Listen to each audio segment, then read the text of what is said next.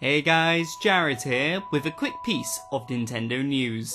I've done my fair share of Super Smash Bros. Ultimate prediction videos and even looking at theories that some of you guys have suggested to me. However, all of these predictions have really come from a Western audience and we haven't really been able to hear what the Eastern side of things have wanted to say. So it's not uncommon to see Japanese audiences request entirely different fighters than their Western counterparts. And the results of this huge poll that was conducted by Inside Games have revealed the top 10 characters that Japanese audiences would like to see in Super Smash Bros. Ultimate. Now I will just say that the amount of people who voted in this poll was just under 3,000 people. Now don't get me wrong, that's still very impressive, that's still a lot of people, and I feel that you can gauge a sense of like what they would want. You can get a general idea, but obviously as we know in the grand scheme of things, 3,000 people really isn't that much, so obviously take these results with a pinch of salt. If you're new here, then please do feel free to drop a like on the video and subscribe if you like to, and even leave a comment of your own personal theory who you might think will be in Super Smash Bros. Ultimate. As I said earlier on, I have gone through the comments and actually picked out certain theories and made videos around that person's comment entirely. So you never know, your comment could be the basis of my next video. Nevertheless, we will crack on with these results. I'm not going to delve too deeply into them, I'm just going to name who they all are and give my brief reaction to them. Now number 10, which I love, is Sakurai himself. I've actually seen this suggestion cropping up quite a few times in my comments and across other comments as well, so to see that even in Japan people are considering it just really warms my heart. And honestly, I would not be too mad if Sakurai decided to add himself into the game. I think it would just be hilarious, honestly. Like, imagine if Sakurai was the wearer of the Master Glove, of Master Hand. He put on the glove and that it was him. It would just sort of bring it all together and really sort of, you know, have a finish of, I don't know, icing on top of the cake, you know, the cherry on top. I would be very happy to see this. I secretly hope they do, but I don't think they're going to, just because he said in the past that Smash Bros is only for video game characters, and believe it or not, Sakurai's not a video game character, he is a real human being. Number 9, which really surprised me, was the imposter from Among Us. Now, I'm just going to say straight away, this is definitely not going to happen for multiple reasons of, I believe they decided these characters before Among Us even became mainstream, and to be honest, Among Us is very much on its way out. It's dying, it's nowhere near as big as it used to be a few months ago, and I think it's just going to slowly get less and less popular, so no, I don't think we'll be seeing Among Us in Smash Bros anytime soon. Number 8 is Cinderace. Now, we haven't actually had a single Pokemon rep from the most recent generation, and if you've been on my channel for a little while, you know that I have been suggesting Rillaboom for the longest time, but it seems like in Japan, they really have taken a shining to Cinderace, and you know, I'm sure he could be a great addition to the game as well.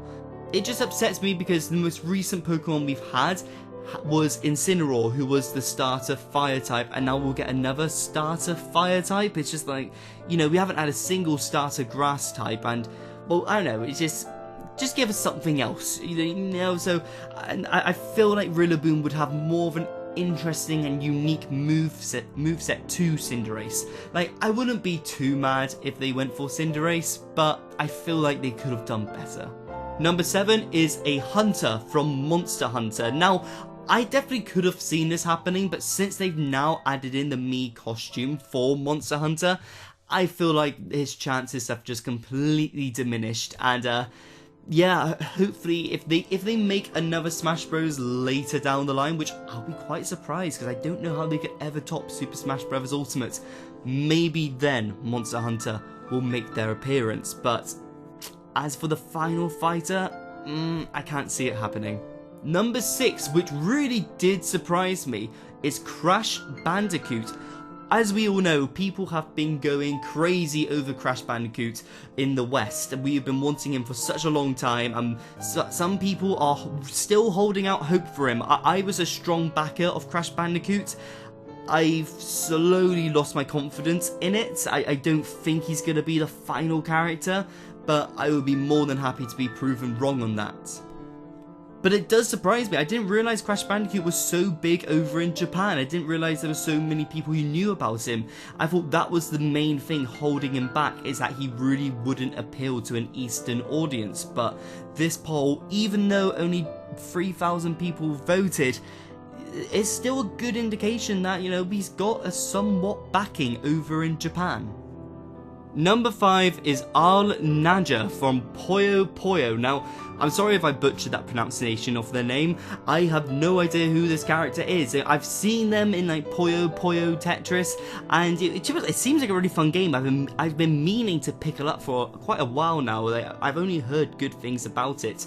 So it would be kind of interesting to see someone with a moveset like that, sort of revolving around Puyo Puyo and Tetris. I feel like, you know, there is some potential there. There's really not much I can say about it. I don't know the character that well, but I'm glad that it's getting some recognition, and yeah, it could be interesting. And if you know any more about this character more than I do, then please let me know in the comment section below and tell me, would this be a good character for Smash Bros? Because, you know, I'm not sure. It seems like it could be.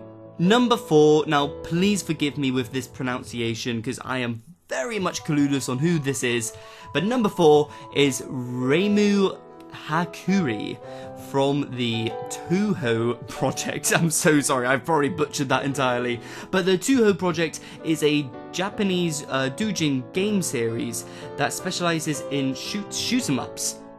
Now, if you don't know what the Touhou Project is, don't worry, neither do I. It is apparently a 2D with a 3D background, vertically scrolling Damuku shooting game that also creates printworks and music CDs. And from the Guinness World Record, it is named the Touhou Project as the world's most prolific fan-made shooter series. Now, I'm sorry, I know absolutely nothing about this, but from my brief amount of research, I have found that her abilities are that she's able to float, she has aura manipulation, she has barrier techniques, and I'm sorry, I know absolutely nothing about this character, but I respect it, you know, I'm sure she's cool, I just know swilch about this character. I don't know what to say. So if anyone does know, please incite me in the comments below, because I don't know anything. I'm sorry. I apologize. Number 3 is 2B from Nier Automata. Now, this is a character I'm a bit more familiar with, still don't know a great deal about, but she is a very recognizable video game character within the industry, and she has a plethora of like weapons and just abilities that she can do that can really translate well into the Super Smash Bros. Series, and I do think she could be quite an interesting character. However, the downfall on it is that I do know that people are going to kick off saying that, oh no, this is another anime swordsman, to which I somewhat understand. Like, as the final character to enter Super Smash Bros. Ultimate, you do want it to have some sort of impact, and to have a character who's, I'm not going to say she's identical to like Fire Emblem characters, but you got to admit, no matter what your stance is of it, you've got to admit that it is in the same ballpark. You know, I do believe they could make her more unique than just an average Fire Emblem character, but I could also sympathise with people who would be frustrated by this decision. So yeah, that's my take on it. Number 2 is Bandana Waddle Dee. Now, this is a character I always see getting predicted really early on. Whenever a new Smash games gets announced, people jump on Bandana Waddle Dee, but then as the game goes on, I see those predictions for him just start to dwindle more and more. And yeah, I mean, it'll be a funny way to end the Fighters Pass, but I guess the very first DLC character we got was Piranha Plant, so it kind of would bookend it quite nicely, having it as another like secondary villain in a Nintendo series. And I guess Bandana, Waddle Dee and Piranha Plant kind of connect together well if we're going off the parallel theory on a video that I made before. So you never know, I don't think it's out of the realms of impossibility.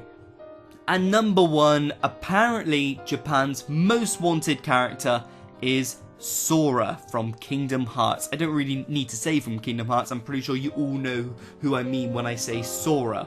And yes, Sora would be a very fun character, that there's so much potential you can do with him, from all of his magic to all of the Kingdom Hearts cards that they have, to just all the abilities he's picked up from the Disney characters. I've got no idea what they would do for his final Smash, because they've got so many possibilities to choose from.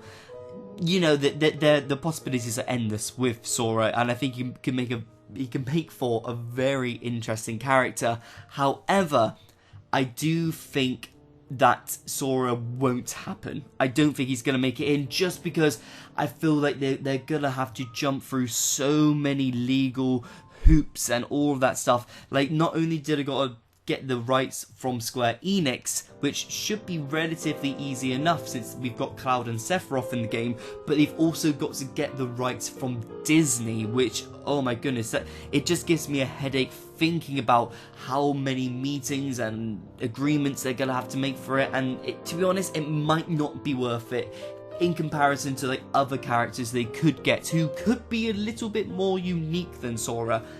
I would love to see him in the game, but I just couldn't see it happening. I'd be very surprised if it did.